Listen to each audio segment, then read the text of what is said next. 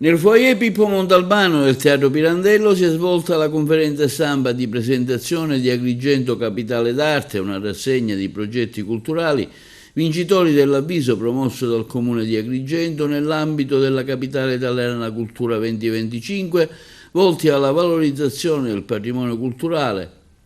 e del territorio agrigentino. Un ampio programma di attività selezionate da un'apposita commissione composta da Antonio Insalaco, dirigente del settore del Comune di Agrigento nella sua qualità di presidente della commissione, Giuseppe Parello, direttore generale della Fondazione Agrigento 2025 e Vincenzo Randazzo nella qualità di rappresentante della società civile in possesso degli idonei requisiti culturali e morali.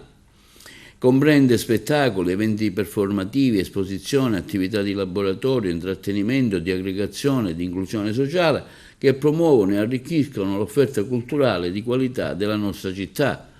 esaltando e valorizzando i talenti, le energie e le visioni che nascono nel territorio. Già da 2 settimane la città è animata con attività come mostre, laboratori del gusto, passeggiate letterarie, attività inclusive, mapping e party digitali, esperienze di benessere, laboratori di agroecologia nelle aziende biologiche, concerti tematici, iniziative sulla biodiversità marina e visite guidate nel nostro centro storico che hanno coinvolto cittadini, famiglie, scuole, visitatori, mostrando un territorio vivo pronto ad accogliere cultura, tradizione e innovazione che si intrecciano in un percorso condiviso.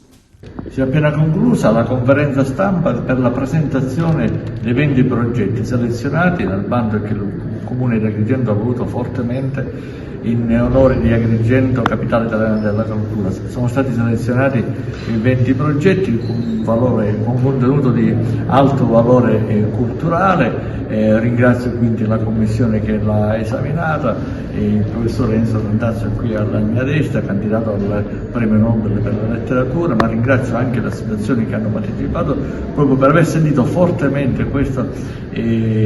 vicinanza al territorio. Sono state anche coinvolte associazioni della provincia di Agrigento tipo Sciacca, Favara, e quindi ciò sta a dimostrare quello che noi volevamo, cioè coinvolgere il territorio non solo quello agrigentino ma dell'intera provincia.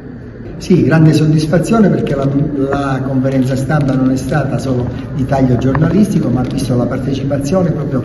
con tutto il cuore, con tutta l'enfasi delle associazioni che hanno voluto spiegare brevemente il progetto. Veramente Agrigento fa un finale a Capitale della Cultura scoppiettante, pieno di cultura, pieno di effervescenza, mostra proprio l'indole del nostro territorio e di questo, per il lavoro fatto in appena un mese,